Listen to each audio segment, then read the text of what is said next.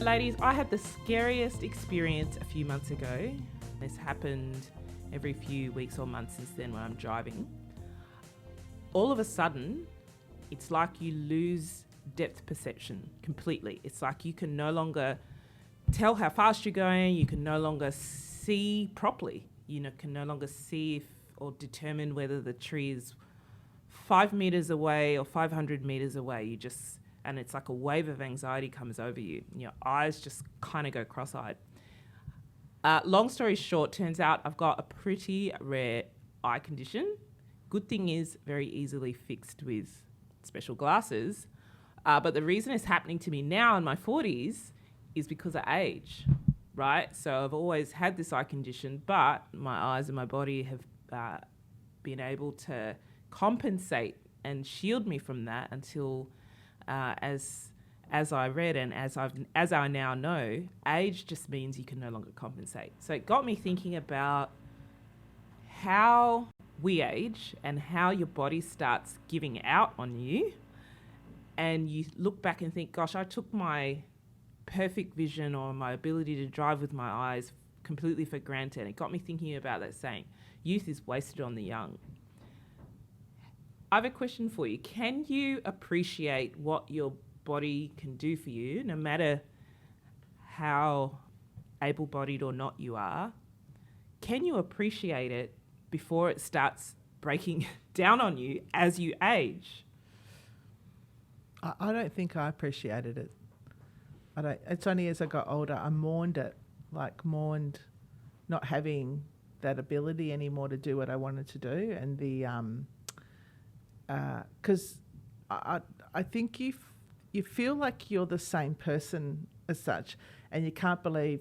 Well, this is my thoughts. I can't believe my body's letting me down. I really can't believe that, and it's a bit sad. It's a bit sad, it's a real mourning. But when I was younger, I never appreciated how easy it was to just, suddenly just run for the bus or just to get out of bed or just not to feel aches and pains and things like that. I can't get over how sore my body feels all the time. And so you go from a state of not even thinking about your body to a state where you think about it all the time. The time, I think. I don't know, that's for me. What about you, Amelia? Sorry. Oh. I don't know. I feel a lot of guilt around it, I guess. It's interesting because I feel like as a young person, we, especially in this day and age, I think it's probably been around for a long time, but brought up in this world where we critique our bodies so much and we don't think about what they can physically do. And I think it's one of those things, you're right, you don't know what you have until it's gone. And so for a lot of people, especially, I think it's not just women, I think it's across the spectrum of things as well. You nitpick and you're like, I wish it was like this, or I wish I was like that. And it's be grateful for what it can do for you. Do you think that's something with your actual generation now? Because I think back to my 20s and I never used to have any of that dysmorphia or worry about how my body was, because we didn't have social media and we didn't have anything like that to compare ourselves to at all. Yeah, I think, it's definitely something that's front of mind. I feel especially, I feel very grateful for when I grew up. I was sort of probably 13, 14 when social media actually sort of started becoming a thing in my world. So you're right in puberty. Yeah, and so it was one of those things, but it was a very different game to where it is now. We didn't have filters and we didn't have Facetune and all this photoshopping and stuff. And I think you look at models' pictures and the Dove ads would always say this isn't reality. But now social media, everybody's where they perceive themselves, that's the reality they put forth to the world. And I think it's one of those things we imprison ourselves in our mind being one of my favorite songs is the song that he did from Baz Luhrmann's song, Everybody Wear Sunscreen, that speech. And in it, he says, you'll never have any concept of how fabulous you truly looked looking back when you were 20. And you never appreciated that until you actually look back. And I'm just I want to appreciate that in the now. Yeah. And I think, it's interesting to hear you almost grieve the now in the now, and that might not be a reality for you and for many of your peers right now. And I can't imagine what it would have been like growing up and thinking, I constantly have to think about what I will look like on Instagram, or what I will look like, or other people's photos, and thinking, where does that go? And that whole comparison of unrealistic bodies. People commenting on your photos. Yes. Yeah. Yes. Like, that just blows my mind. Like, yeah. And seeing your body and yourself through the eyes of people who are looking at the photos you post, and then really losing sight of, as Amelia talks about, what it can do for you and its functions. How amazing that my body protected me from this essentially double vision that I have had all this time, right? And contorted itself to make sure that I could see properly. But then age is, robbing my ability to compensate, and it'll happen to all of us, and there'll be various things that break down that you can no longer rely on. But yeah, I think you can appreciate everything it does for you every day, and yeah, I don't know how you really on a day-to-day basis appreciate and be grateful for everything your body can do for you, no matter what it can't do for you. Was it, like, obviously it was quite a stressful process for you because, like, you didn't know what was going on. How did you manage and how did you cope with that? Yeah, I mean, I think you sort of go a bit in denial. I must just be tired, and because it took me a long time to work out what it was. So you sort of are just like, oh, I'm sure it's not that bad. I'll just drink coffee next time, or I'll have a better sleep, or I don't know. I just need glasses. I ended up getting normal glasses, but the condition wasn't picked up. But as time got on, I have a lot of anxiety about driving, and this thing is going to happen to my eyes. I couldn't really explain it to anybody, what happens, and I kind of just pushed it away, pushed it down, and didn't really, till it got to a point where it was like, actually, I can't drive anymore, and that's not being able to drive. I lose my independence and my mobility. So I had to do something about it, and took a lot of digging to find out what it was. Yeah. Binocular vision disorder, for those of you out there listening thinking, that exact same thing happens to me. Something called vertical heterophoria. Get onto it if this sounds like you when you drive over a freeway or on a bridge. Wow. Do you think sometimes it takes a health scare for you suddenly to appreciate where you were at and where you are now and things like that?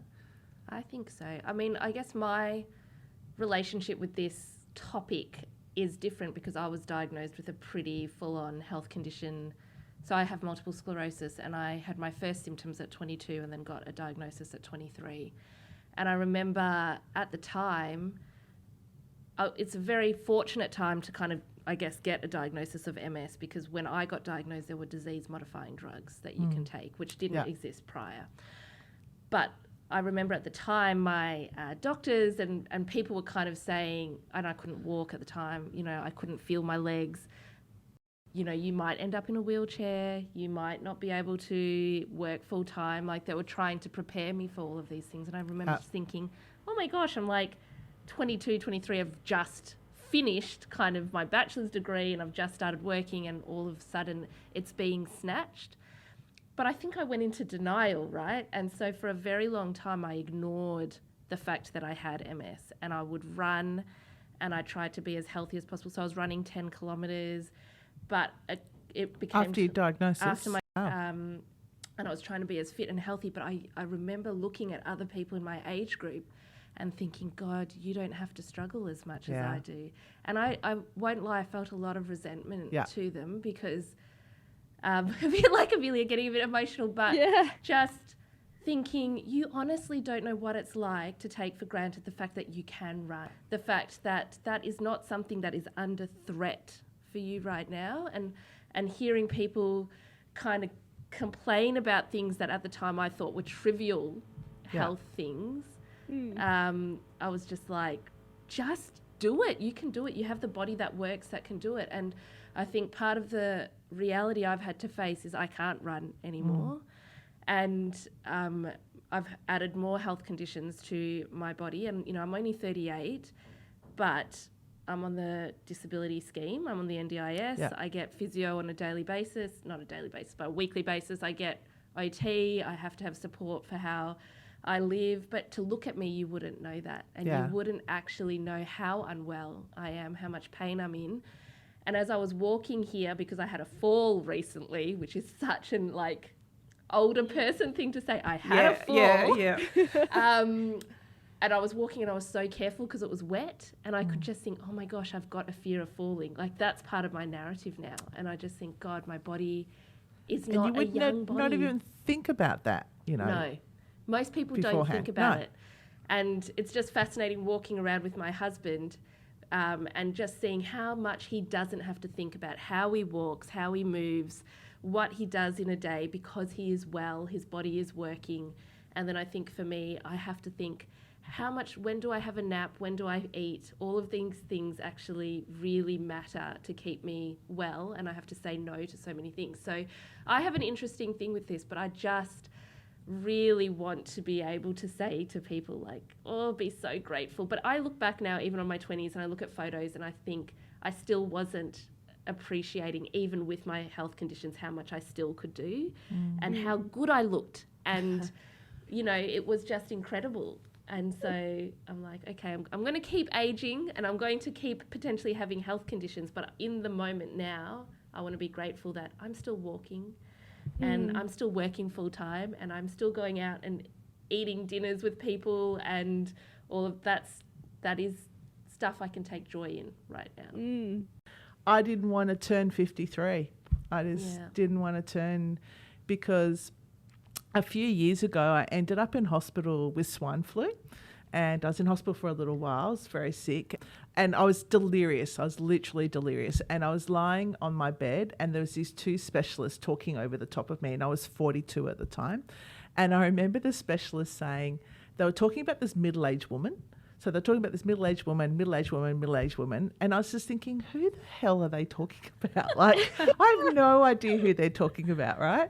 And then I realised it was me. It was me that they were talking about. And then since then, I've sort of become a bit obsessed about, was that my middle age? You know, so does that mean I'm going to live to 84? Or now turning 53, does that mean I'm going to live to 106? Or am I really past that middle age now? Like, and am I in the third stage of my life? And what does that mean? Looking at things about, you know, because people say age is only a number, and you only feel as old as you feel. And there's a lot of stuff about the reason why people lose their flexibility and they have more pain and things like that is because they're not moving. So then I think, right, I've got to walk more, but then that hurts. Like, I do my plantar fasciitis, and when I go to the doctor, she goes, it's just because you're older. Like everything's age now. You go along, you go, oh, my Achilles is sore, because you're old. Just, that's what you get told. You get told that.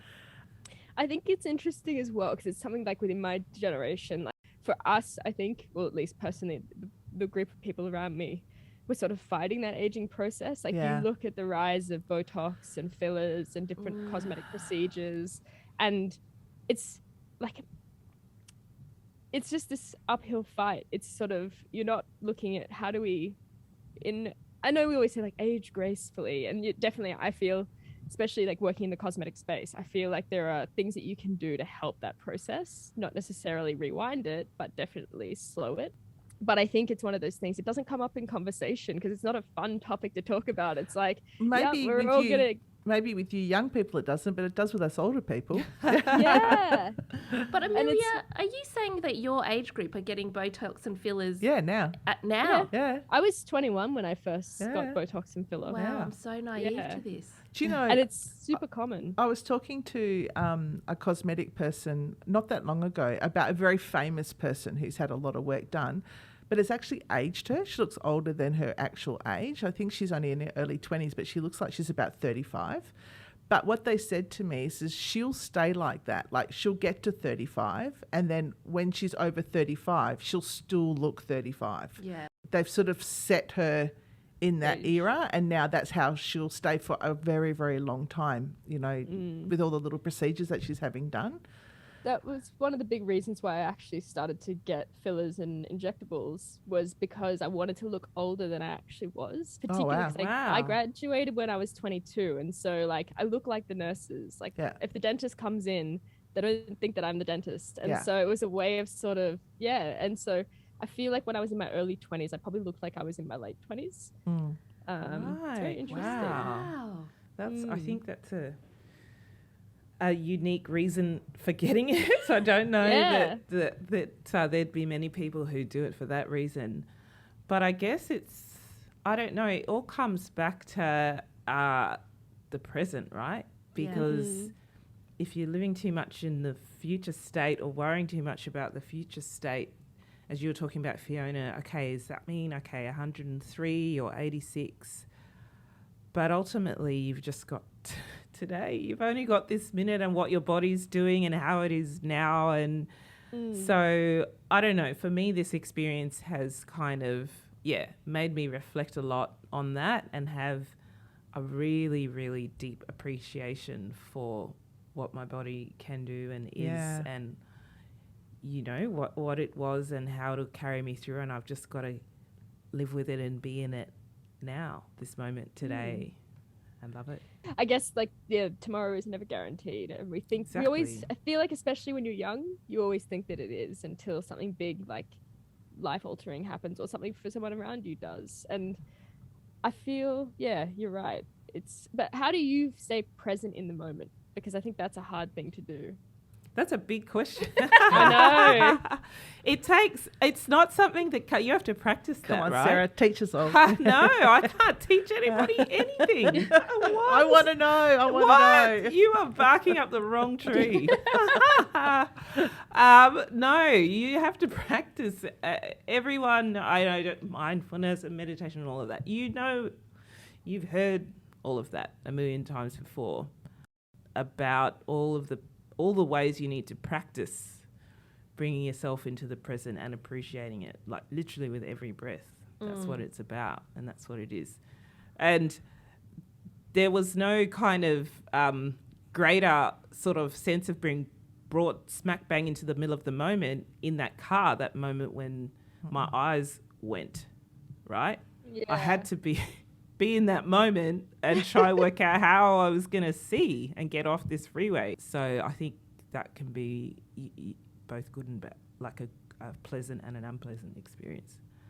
But something you work on every day. So do you think, going back to your initial question, and do you think you need to, because the young people, they just don't think about it at all.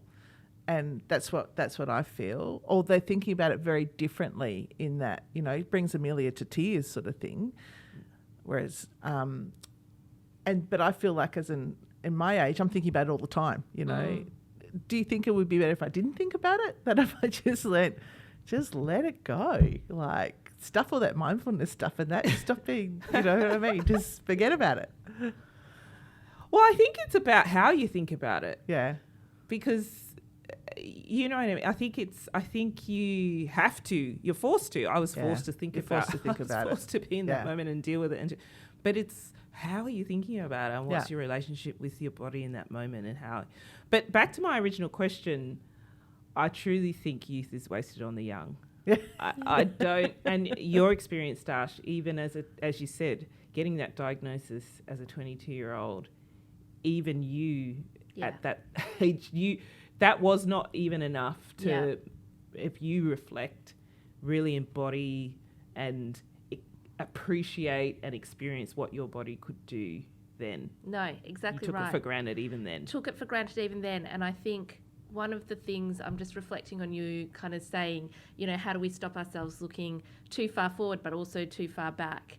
And I think, as you said, it is a practice, but even COVID has taught us that the narratives around who is going to get severe disease and who are going to struggle and what does long COVID and all, I know we don't love talking about COVID, we're sick of talking about COVID, but it has illustrated how much do people think about these things, and then what risks are you willing to take?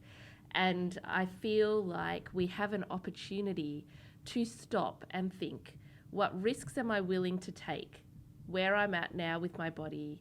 And some of those risks are going to be to have fun and to choose the uncomfortable. And some of those risks are to then be like, no, I am going to get that checked and I am going to protect myself. But I think we need to constantly have those conversations with ourselves. And it's when we're not even doing that I think it becomes a dangerous space, and that time passes you by and then you think, but I did look great in that bikini and I could run 10 kilometres and I didn't appreciate that at the time. Yeah. I think one of my favorite things I'm not Buddhist, but in Buddhist religion is they have this belief that to live is to suffer, and embracing that, like there's beauty in that, and it's also very motivating. It's not beautiful when you feel fucking terrible and you're writhing in pain, but it is very motivating because like you wouldn't think about it if it wasn't the case that it was there. Yeah. Life is suffering. That is the note we are ending this so episode true. on. Yeah. So true. That is the But note it's we're ending this beautiful. episode on. But beautiful nonetheless. And thank you for letting me share my story today.